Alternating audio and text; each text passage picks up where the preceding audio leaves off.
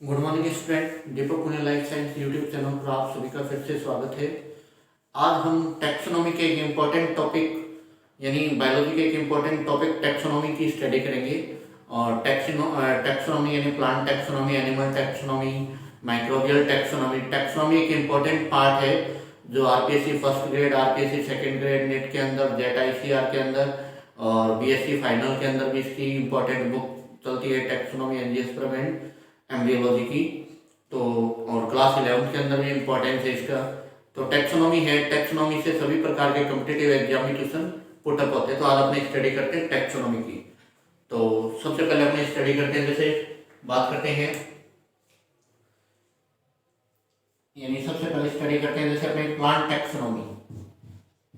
Plant taxonomy taxonomy अपने study करेंगे। जैसे प्लांट टैक्सोनॉमी होती है तो इसमें जैसे स्टडी करते हैं सबसे पहले, तो सबसे फर्स्ट तो ये याद आता है कि जो टैक्सोनॉमी वर्ड है, टैक्सोनॉमी वर्ड, टैक्सोनॉमी वर्ड, तो टैक्सोनॉमी वर्ड है ये प्रपोज किया था किसने? ए.पी.डी. कंडोले ने। टैक्सोनॉमी वर्ड किसने प्रपोज किया था? ए.पी.डी. कंडोले ने टैक्सोनॉमी वर्ड दिया था, ए.पी.डी. कंडोले ने। और इन्होंने जो एक पुस्तक लिखी थी, बुक, उस बुक के अंदर ये नाम दिया था। तो बुक का नाम क्या था? Theory elementary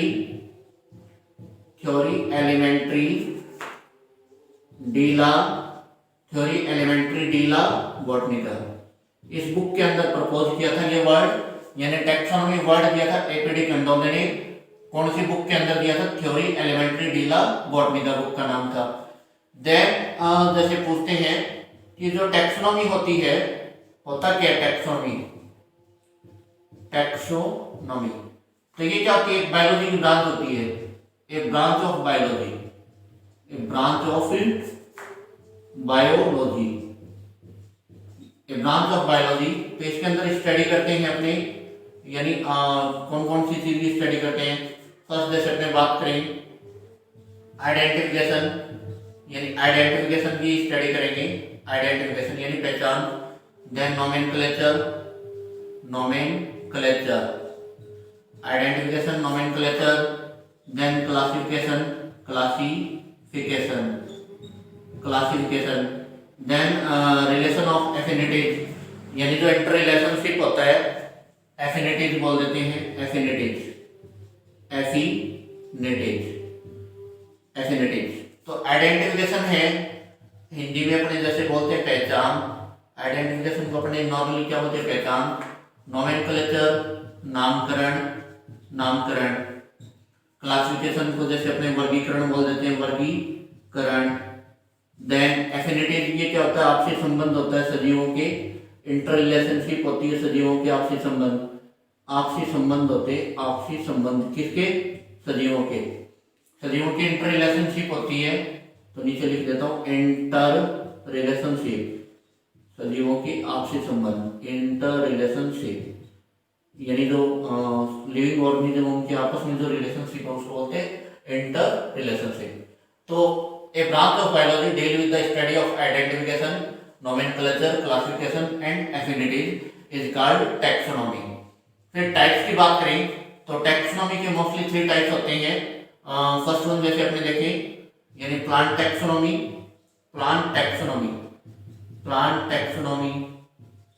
second one animal taxonomy.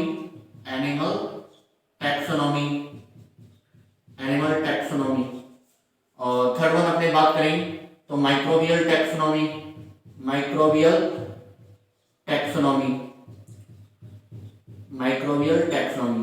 तो जो प्लांट टैक्सोनॉमी है, इसमें प्लांट की स्टडी करते हैं। प्लांट टैक्सोनॉमी में किसकी स्टडी करेंगे? प्लांट की। एनिमल टैक्सोनॉमी में एनिमल की स्टडी करेंगे। और माइक्रोबियल में अपने जैसे बैक्टीरिया, माइक्रोप्लाज्मा, वायरस वगैरह इनकी स्टडी करते हैं, माइक्रो ऑर्गेनिज्म की स्टडी करते हैं किसे? माइक्रोबियल टैक्सोनॉमी के अंदर। तो ये तो अपने टाइप्स हो गए, यानी ब्रांच हो गई टैक्सोनॉमी की। अब जो टैक्सोनॉमी है, तो टैक्सोनॉमी के अंदर जैसे अपने वन बाय वन स्टडी करेंगे जैसे इनके टॉपिक्स के बारे में।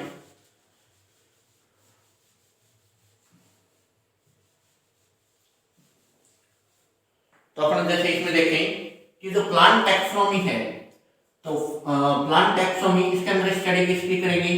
प्लांट टैक्सोनॉमी के अंदर प्लांट की स्टडी करते हैं। किसकी स्टडी करेंगे? प्लांट की। और फिर जैसे क्वेश्चन पूछा जाता है कि father of plant taxonomy, father of plant taxonomy, father of plant taxonomy, तो किसको मानते हैं? कैरोलस लिनियस को, कैरोलस लिनियस को, कैरोलस लिनियस। और ये जो कैरोलस लिनियस है, एक तो फादर ऑफ प्लांट टैक्सोनॉमी, और इसका अनदर क्या है, जैसे बायनोमियल सिस्टम का भी फादर मानते हैं, बायनोमियल सिस्टम, यानी फादर ऑफ बायनोमियल सिस्टम भी किसको मानते हैं? कैरोलस लिनियस को। बायनोमियल सिस्टम जैसे द्विनाम पद्धति, द्विनाम पद्धति, तो फादर ऑफ बायनोमियल सिस्टम भी किसको मानते हैं? कैरोलस लिनियस को। Then father of Indian plant taxonomy, father of Indian plant taxonomy, father of Indian plant taxonomy, तो father of Indian plant taxonomy है, ये अपने मानते हैं किसको? हरिभाई शांतापाउ को, Haribhai Santapau, Haribhai Santapau, H Santapau, short में क्या बोल देंगे? एच शांतापाउ, इसको father of Indian plant taxonomy मानते हैं। फिर अपन ने बात की जैसे टैक्सोनॉमी है, तो टैक्सोनॉमी के अंदर सबसे पहले अपने बात करते हैं किसकी? आइडेंटिफिकेशन की, आइडेंटिफिकेशन, आइडेंटिफिकेशन। तो आइडेंटिफिकेशन क्या होता है? आइडेंटिफिकेशन होती है पहचान, पहचान, पहचान करते हैं एक्सटर्नल, एक्सटर्नल मॉर्फोलॉजिकल कैरेक्टर से, एक्सटर्नल मॉर्फोलॉजिकल कैरेक्टर से, एक्सटर्नल मॉर्फोलॉजिकल कैरेक्टर से, यानी हिंदी में बोल देंगे बाह्य आकारिकी लक्षण, बाह्य आकारिकी लक्षण। तो बाह्य आकारिकी लक्षण से इनको कैसे आइडेंटिफाई करते हैं? जैसे अपने बात करें प्लांट के अंदर, तो प्लांट का अपने को पता है रूट, तो रूट को आइडेंटिफाई कैसे करेंगे कि मोनोकोट है या डाइकोट है? तो एक तो होती है टैप रूट, टैप रूट, और एक होती है एडवांटेजियस रूट, एडवांटेजियस रूट, यानी मुसलामूल और अपस्थानिक जड़। टैप रूट कैसी होती है? थिक होती है, कैसी होती है? थिक, और एडवांटेजियस कैसी होती है? थिन, स्क्वायर शेप होती है, यानी धागे के समान होती है, स्फीयर शेप, थिन होती है। तो टैप रूट है, टैप रूट किसमें मिलती है? डाइकोट में। किसमें मिलती है? डाइकोट प्लांट, द्विबीजपत्री पादप में। जबकि एडवांटेजियस किसमें मिलेगी? मोनोकोट में, एक बीजपत्री प्लांट के अंदर, मोनोकोट प्लांट के अंदर। देन अपने बात करें जैसे टेप रूट होगी, टेप रूट थिक होती है, डाइकोट में मिलती है। एडवांटेजियस रूट थिन होती है, किसमें मिलती है? मोनोकोट प्लांट यानी एक बीजपत्री पादप में। फिर इसकी बात करें जैसे रूट होती है, तो टैप रूट तो इस प्रकार हो जाएगी, जैसे अपने बनाते हैं तो इस प्रकार साइड के अंदर थोड़ी, यानी इस प्रकार ये टैप रूट हो गई। थीन रूट की बात करें तो थीन रूट इस प्रकार जैसे अपने जो धागे होते हैं धागे के समान होती है। तो डाइकोट, डाइकोट का एग्जांपल जैसे मैग्नीफेरा इंडिका देख लो, और मोनोकोट का एग्जांपल अपने देखते हैं, मोनोकोट का एग्जांपल देखेंगे तो मोनोकोट का जैसे राइस व्हीट वगैरह होता है। तो ये तो बात हो गई किसकी? अपनी रूट की। रूट को आइडेंटिफाई यानी रूट की पहचान कैसे करते हैं? मॉर्फोलॉजिकल कैरेक्टर से। स्टेम की बात करें, स्टेम, तो स्टेम के अंदर भी जो डाइकोट स्टेम होता है कैसा होता है? वुडी, वुडी होता है, वुडी होता है यानी कास्की बोलते हैं। और जो मोनोकोट स्टेम होता है वो कैसा होता है? होलो, कैसा होता है? होलो और एरोबिक, होलो और एरोबिक, यानी होलो और एरोबिक होता है। और जो वुडी स्टेम होता है हार्ड होता है, हार्ड वुडी स्टेम होता है, कहता है हार्ड भी होता है स्टेम। तो हार्ड वुडी स्टेम ये तो डाइकोट में पाया जाता है, हार्ड वुडी स्टेम। होलो जो एरोबिक है ये मोनोकोट के अंदर, मोनोकोट की विशेषता होती है। तो स्टेम के बाद अपने आइडेंटिफाई करें अनदर कैरेक्टर, जैसे लीफ को आइडेंटिफाई करते हैं। तो लीफ को आइडेंटिफाई करने के लिए अपन उसकी विनेशन देखते हैं। जो लीफ को आइडेंटिफाई करेंगे तो किसके बेसिस पे करते हैं? लीफ को, लीफ को बेसिस अपने यूज में करते हैं किसका? जैसे लीफ की बात करेंगे तो लीफ, तो लीफ को यूज करेंगे अपने विनेशन को। क्या देखेंगे? विनेशन। तो विनेशन अपने को पता है टू टाइप्स का होता है, रेटिकुलेट, रेटिकुलेट, सेकेंड वन होता है पैरेलल, पैरेलल। रेटिकुलेट विनेशन है इसको अपने बोलते हैं जालिकावत, जालिकावत। और पैरेलल है इसको बोल देंगे समांतर, क्या बोल देंगे, समांतर। तो डायग्राम के अंदर थ्रू अपने जैसे बताऊं तो ये जैसे रेटिकुलेट है, तो इसके अंदर जो वेरिएशन होती है नेट टाइप में होती है। जैसे आपने कोई भी नेट होता है, नेट इस तरह यानी जाल टाइप में इस प्रकार फैली होती है। जो पैरेलल है उसके अंदर ये इक्वल यानी इस प्रकार स्ट्रेट होती है, पैरेलल के अंदर स्ट्रेट होती है। तो इसका एग्जांपल डाइकोट हो जाएगा। रेटिकुलेट किस में मिलता है, द्विबीजपत्री में, डाइकोट में। जो कि पैरेलल किस में मिलता है, मोनोकोट में। मोनोकोट यानी एक बीजपत्री के अंदर। तो ये इनके एग्जांपल हो गए किसके, आइडेंटिफाई करते हैं रूट स्टेम लिस्ट के आधार पर। कोई भी प्लांट को रूट स्टेम लिस्ट के आधार पर अपने आइडेंटिफाई करते हैं एक्सटर्नल मॉर्फोलॉजिकल कैरेक्टर देख के। सेकंड अपने जैसे टैक्सोनॉमी के अंदर अनदर बात करें तो अनदर पॉइंट है, जैसे अपन ने पढ़ा पहला आइडेंटिफिकेशन हो गया, तो सेकंड जैसे अपने नोमेनक्लेचर के बारे में पढ़े, नोमेनक्लेचर, नोमेनक्लेचर। तो नोमेनक्लेचर का सिंपल सा रूल है, यानी प्लांट के अंदर जो नोमेनक्लेचर की स्टडी करते हैं, नोमेनक्लेचर। तो प्लांट के अंदर जैसे नोमेनक्लेचर की स्टडी करें तो इसमें सिंपली आता है बायनोमियल सिस्टम।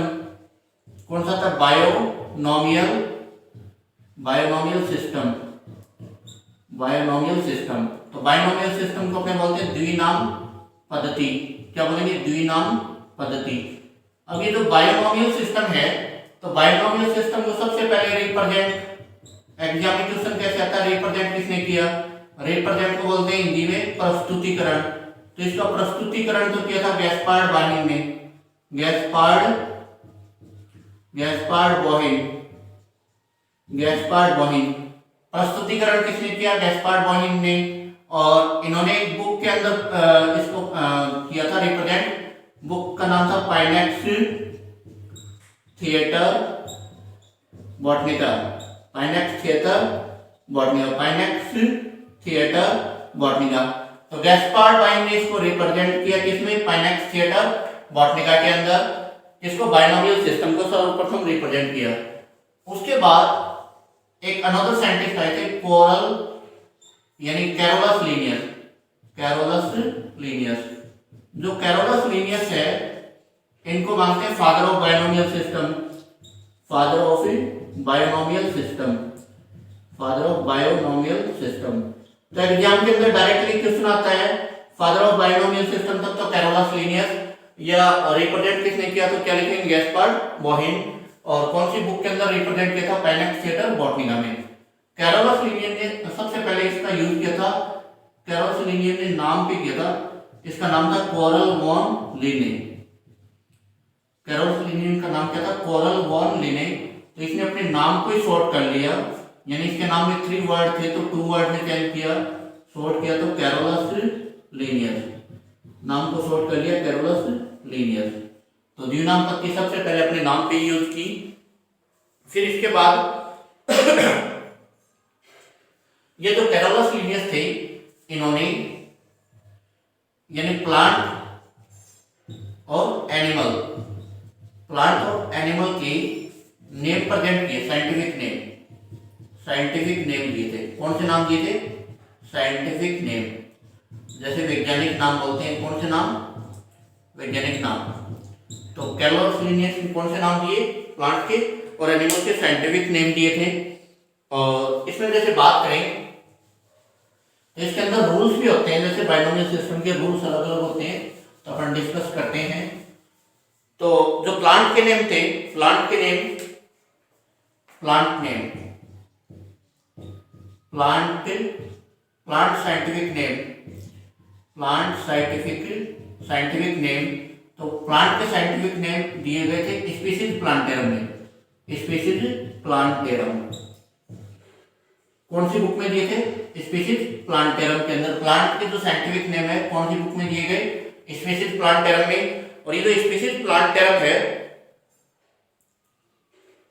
ये कब 1 मई 1753 को ये प्रकाशित हुई थी, 1 मई 1753 को प्रकाशित। रिलीज कब हुई थी, यानी इसका प्रकाशन, पब्लिकेशन कब हुआ, पब्लिश कब हुई थी, 1 मई 1753। तो इससे पहले यानी स्पीशीज प्लांटेरम से पहले जितने भी जो प्लांट के नाम है तो उनका साइंटिफिक नेम का कोई भी आधार नहीं है। तो इनके साइंटिफिक नेम सबसे पहले कब स्पीशीज प्लांटेरम में दिए गए और स्पीशीज प्लांटेरम कब पब्लिश हुई थी 1 मई 1753 से। तो इससे पहले कोई वैज्ञानिक नाम मान्य नहीं होगा, यानी 1 मई 1753 से पहले का कोई भी नाम है वो मान्य नहीं होगा, यानी बिफोर इससे कोई भी नाम है वो मान्य नहीं होगा साइंटिस्ट नेम। फिर जैसे अपने बात करें एनिमल की नेम की, animal scientific name, animal scientific name, scientific name, animal scientific name ये दिए गए थे सिस्टेमा नेचुरी में, सिस्टेमा नेचुरी बुक का नाम कौन सा था, सिस्टेमा नेचुरी में। और ये जो सिस्टेमा नेचुरी थी इसमें एनिमल के साइंटिफिक नेम दिए गए थे और ये कब पब्लिश हुई थी 1 अगस्त 1758। पब्लिश कब हुई यानी पब्लिश डेट कब है 1 अगस्त 1758। तो यानी जंतुओं के वैज्ञानिक नाम किस में दिए गए सिस्टेमा नेचुरी में, और ये पब्लिश कब हुई 1 अगस्त 1758। इससे पहले बिफोर 1 अगस्त 1758 से पहले जो भी नाम थे वो मान्य नहीं होंगे, यानी जंतुओं का कोई भी साइंटिफिक नेम है जो 1 अगस्त 1758 से पहले दिया गया वो मान्य नहीं होगा। और ये दोनों बुक जैसे स्पीशीज प्लांटेरम और सिस्टेमा नेचुरी ये किसने रिटर्न की थी, कैरोलस लिनियस द्वारा लिखी गई थी, कैरोलस लिनियस। इससे भी क्वेश्चन आता है कि सिस्टेमा नेचुरी किसने लिखी गई और स्पीशीज प्लांटेरम किसमें लिखी गई, तो इन दोनों को लिखा था कैरोलस लिनियस ने। और ये जो सिस्टेमा नेचुरी का कौन सा सेगमेंट था, ये 10th सेगमेंट था, 10th सेगमेंट, यानी जो इसका 10वां जो खंड था उसके अंदर पुस्तक का जो 10वां संस्करण था, 10वां सेगमेंट, या जैसे अपने बोले इसका जो संस्करण बोलते हिंदी बोल दो 10वें संस्करण में लिया गया था, यानी जो इसका 10th संस्करण था उसके अंदर ये सिस्टेमा नेचुरी के 10th संस्करण के अंदर एनिमल साइंटिफिक नेम दिए गए। उसके बाद जैसे अपने बात करें कि एक था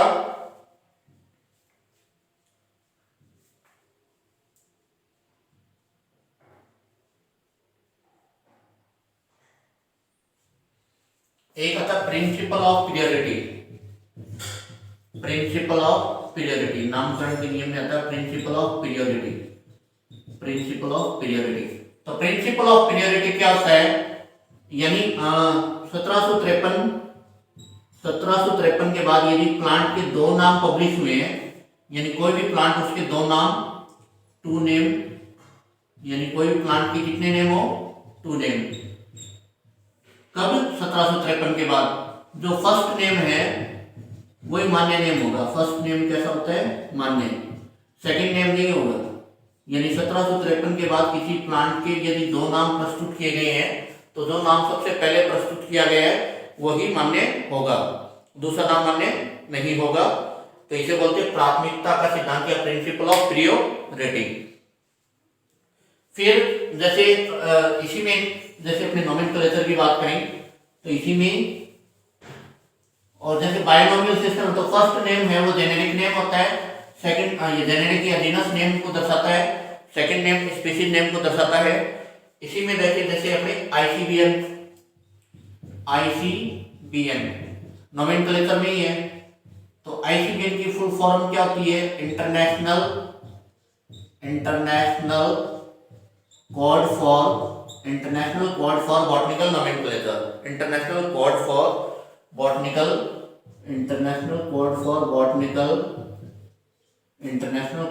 बॉटनिकल नोमेनक्लेचर। आईसीबीएन की फुल फॉर्म क्या होती है, international code for botanical nomenclature. ICBN है ये 3 साइंटिस्ट थे, स्पार्गी,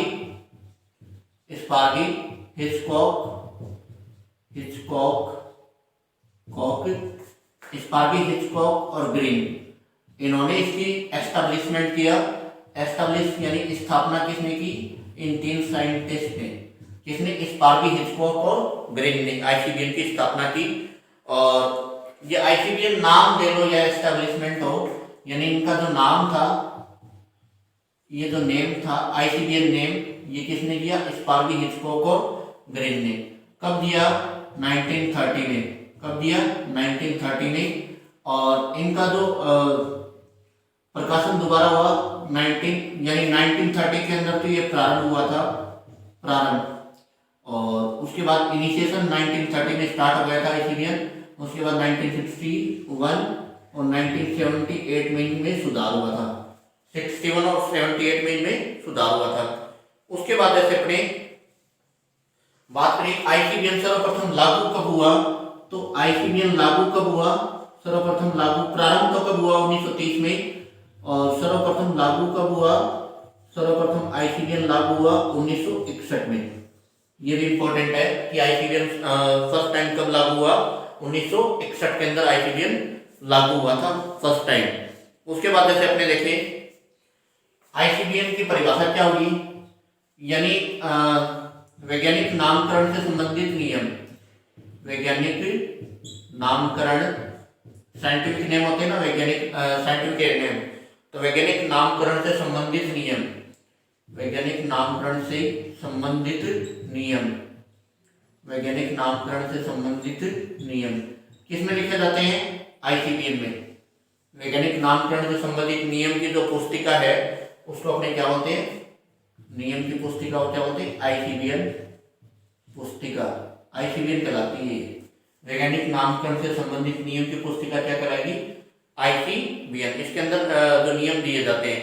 फिर उसके बाद अपने देखें तो रूल्स ऑफ, जैसे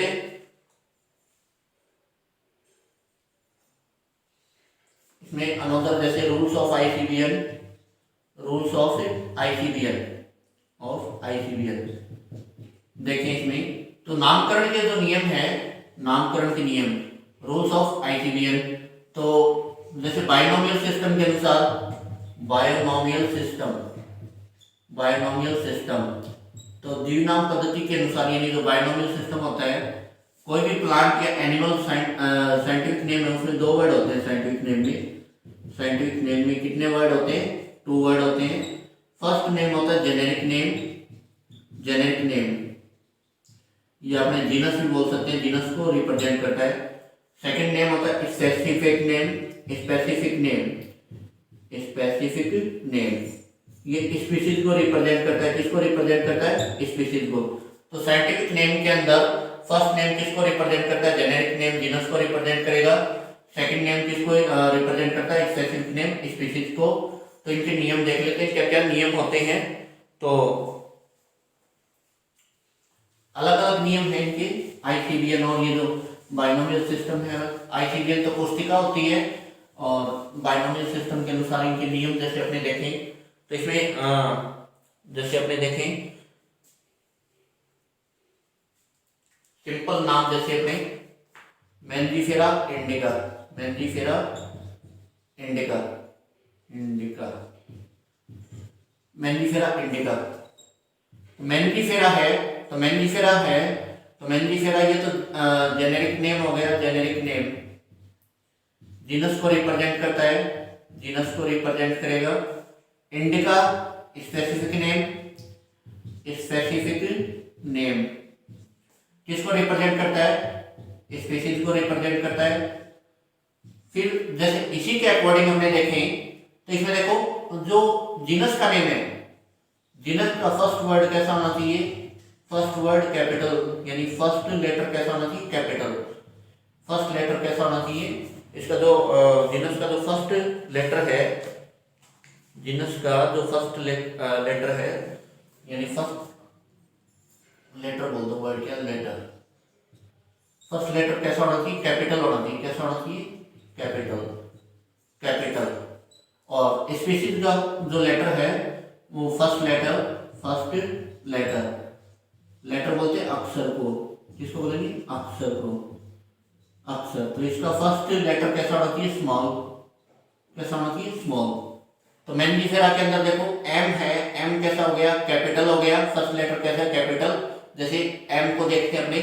और इंडिका के अंदर देखो, यानी जीनस है, स्पीशीज है इंडिका, तो इसमें फर्स्ट लेटर कैसा हो गया, स्मॉल, आई कैसा है, स्मॉल लेटर में। तो फर्स्ट नियम तो क्या हो गया, फर्स्ट लेटर कैसा होना चाहिए, जीनस का कैपिटल, जबकि स्पीशीज का फर्स्ट लेटर कैसा होना चाहिए, स्मॉल। सेकंड, जैसे इसके अंदर जो सेकंड अपने नियम की बात करें तो इसमें क्या है, जैसे अपने बात करें यानी जो जेनेरिक नेम और जेनेरिक नेम और जो स्पेसिफिक नेम है, स्पेसिफिक नेम, जेनेरिक नेम और स्पेसिफिक नेम है, इनकी जो लंबाई है,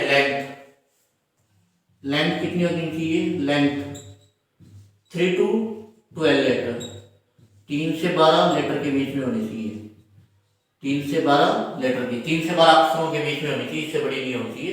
अपवाद है वो अलग होता है। जैसे अपवाद की बात करें, जैसे एक अपवाद भी होता है रेक्सिया पठान कोटेंसिस, रेक्सिया पठान कोटेंसिस, रेक्सिया पठान कोटेंसिस, ये अपवाद होता है किसका?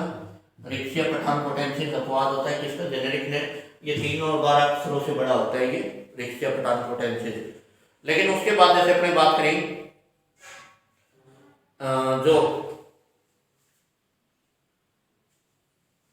जैसे कोई भी साइंटिस्ट जो नाम देता है, साइंटिस्ट नेम को क्या लिखेंगे? साइंटिस्ट नेम को जैसे मैंजीफेरा इंडिका है, तो जैसे लिनियस ने इसको दिया तो इसको अपने ऐसे लिख देंगे, लिनियस को सिंपल, या लिनियस को इसके नाम के आगे सिंपल लिख देंगे, न तो अंडरलाइन करेंगे साइंटिस्ट के नेम को, न ब्रैकेट करेंगे, कुछ भी नहीं करेंगे, सिंपल लिनियस लिख दिया। तो साइंटिस्ट जिसने भी नाम दिया है प्लांट का साइंटिफिक नेम, उसको प्लांट के नेम के आगे अपने इस प्रकार रिप्रेजेंट कर देंगे, उसको न तो अंडरलाइन करेंगे, न रेखांकित करेंगे, न कोष्टक में लिखेंगे। उसके बाद यदि 2 साइंटिस्ट है, तो जैसे एक साइंटिस्ट होता है उसने गलत दे दिया और दूसरा साइंटिस्ट है उसने मान लो सही नाम दिया, तो जो गलत नाम देता है, जैसे इसको गलत नाम दिया है, 2 नाम दिए, तो गलत नाम वाले को तो कोष्टक में लिख देंगे, और जिसने सही नाम दिया उसको कोष्टक से बाहर लिख देंगे। जैसे सैलिसबरी एग्जाम्पल के लिए जैसे बताऊं, तो गलत नाम देता है उसको कोष्टक में, जैसे 2 साइंटिस्ट है, जिसने रॉन्ग नाम दिया उसको कोष्टक में, और जो सही नाम देता है उसको कोष्टक से बाहर लिखते हैं। ये कंडीशन कब लागू होती है? जब कोई भी प्लांट का नाम 2 साइंटिस्ट ने, यानी 2 वैज्ञानिक, 2 साइंटिस्ट प्लांट का नाम दे, तो इस प्रकार लिखा जाता है कि गलत को कोष्टक के अंदर, जबकि सही को कोष्टक से बाहर। फिर जो प्लांट होते हैं, प्लांट के अंदर टोटोनिम्स नहीं मान्य होते, प्लांट के अंदर टोटोनिम्स नहीं माने जाते, टोटोनिम्स एप्लीकेबल नहीं होते। टोटोनिम्स बोलते हैं पुनर्नाम को, पुनर्नाम। प्लांट में टोटोनिम्स मान्य नहीं है, मान्य नहीं है। टोटोनिम्स का मतलब क्या होता है? देखो, टोटोनिम्स, जैसे टोटोनिम्स का सिंपली यही है कि जेनेरिक नेम और स्पेसिफिक नेम, जेनेरिक नेम और स्पेसिफिक नेम यदि क्या हो? सेम हो, एक समान हो, या जेनेरिक नेम भी वही, स्पेसिफिक नेम भी वही, तब उसको क्या बोलते हैं? टोटोनिम। जैसे मैंजीफेरा और इसको अपने बोलते हैं मैंजीफेरा, मैंजीफेरा। तो प्लांट के अंदर ऐसा एप्लीकेबल नहीं है कि जीनस और स्पीशीज का नाम क्या हो? सेम हो, तो ये एप्लीकेबल नहीं है किसके अंदर? अपने प्लांट के अंदर। तो प्लांट के अंदर टोटोनिम्स नहीं मान्य होते। एनिमल्स के अंदर टोटोनिम्स मान्य होते हैं, जैसे नाजा नाजा, नाजा नाजा। तो जेनेरिक नेम और स्पेसिफिक नेम दोनों रिपीट हो रहे हैं, ये तो जेनेरिक नेम हो गया, ये स्पेसिफिक नेम हो गया, स्पीशीज नेम। तो ये एनिमल के अंदर एप्लीकेबल होता है। एनिमल के अंदर टोटोनिम्स क्या होते हैं? एप्लीकेबल। एनिमल के अंदर टोटोनिम्स क्या होंगे? मान्य होते हैं। किसके अंदर? एनिमल के अंदर। जैसे अपने बात करें तो ये अपने रूल पढ़ने हैं, बायनोमियल सिस्टम और आईसीबीएन के अंदर ये सारे रूल लिखे हुए हैं। तो टोटोनिम्स किस में मान्य होते हैं? एनिमल्स के अंदर होते हैं। एनिमल के अंदर टोटोनिम्स, जैसे अपने एनिमल हो कोई भी, टोटोनिम्स क्या होंगे? एप्लीकेबल होते हैं। एनिमल के अंदर टोटोनिम्स एप्लीकेबल होते हैं। जैसे अपने बात करें नाजा नाजा, नाजा नाजा, तो नाजा नाजा जेनेरिक नेम और स्पेसिफिक नेम दोनों क्या होंगे? सेम है, तो ये एप्लीकेबल होता है किसमें? टोटोनिम्स एनिमल के अंदर। फिर जैसे ये जो साइंटिफिक नेम है, साइंटिफिक नेम, साइंटिफिक नेम कौन सी लैंग्वेज यूज करते हैं? लैंग्वेज, लैंग्वेज कौन सी यूज होती है? ग्रीक या लैटिन, ग्रीक या लैटिन, और दोनों ही कैसी है? मृत भाषा, यानी डेड लैंग्वेज है, ग्रीक और लैटिन। फिर जैसे अपने जैसे मैंजीफेरा, मैंजीफेरा लिखा, देन इंडिका लिखा, तो इनको जैसे अंडरलाइन करते हैं। कैसे लिखते हैं? अंडरलाइन, यानी लिखते टाइम कैसे होंगे? लिखते समय तो अंडरलाइन करेंगी, लिखते समय रिटर्न के टाइम कैसे करेंगी, अंडरलाइन। और जैसे जो छापते हैं, छापते टाइम यानी प्रिंटिंग के टाइम कैसे लिखे जाते हैं, छापते समय तिरछे लिखे जाते हैं। कैसे लिखे जाते हैं, तिरछे। ये याद रखना। लिखते समय तो अंडरलाइन करेंगे इनके नाम को अलग अलग, जबकि छापते समय इनको तिरछे लिखते हैं। तो ये भी इसका एक रूल होता है किसका, आईसीबीएन का। फिर उसके बाद जैसे अपने बात करें इसमें, तो यानी जैसे एक सिस्टम होता है, तो अपने इसमें बात कर रहे हैं तो नामकरण के नियम वगैरह की, और आइडेंटिफिकेशन के बाद जैसे एक अपने इसमें ये भी आता है,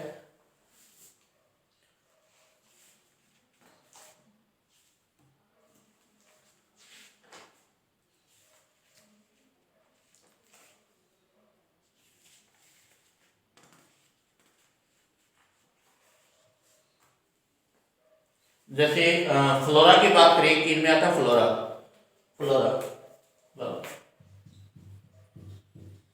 तो इंडिया फ्लोरा क्या होता है, किसी स्थान विशेष पर पाए जाने वाले पादप, किसी स्थान विशेष पर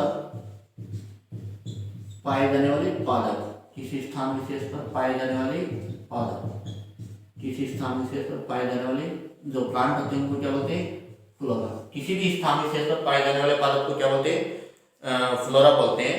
जैसे फ्लोरा ऑफ राजस्थान या फ्लोरा ऑफ इंडिया एग्जाम्पल होगा। तो इसमें अपने बताते हैं, जैसे एग्जाम्पल देखिए, flora of Rajasthan, flora of Rajasthan, flora of Rajasthan.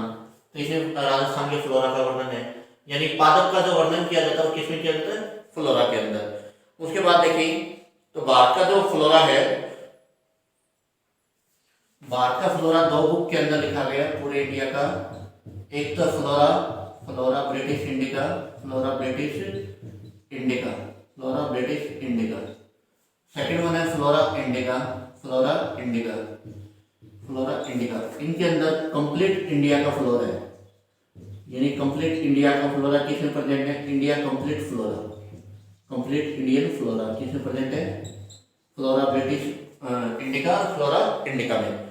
और जो फ्लोरा इंडिका है, फ्लोरा इंडिका ये विलियम रॉक्सबर्ग ने लिखी, विलियम रॉक्सबर्ग,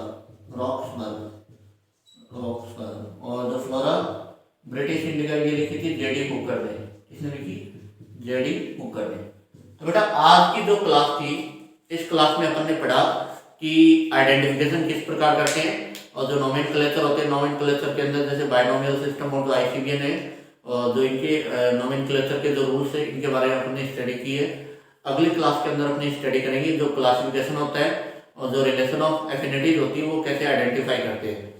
तो ये पार्ट 1 था। तो बेटा आशा करता हूँ कि आपको कंटेंट अच्छा लगा होगा। तो प्लीज़ चैनल को लाइक, शेयर और सब्सक्राइब करें। नेक्स्ट पार्ट के अंदर अपनी क्लासिफिकेशन पे डिस्कस करेंगे। तब तक के लिए थैंक्स, धन्यवाद।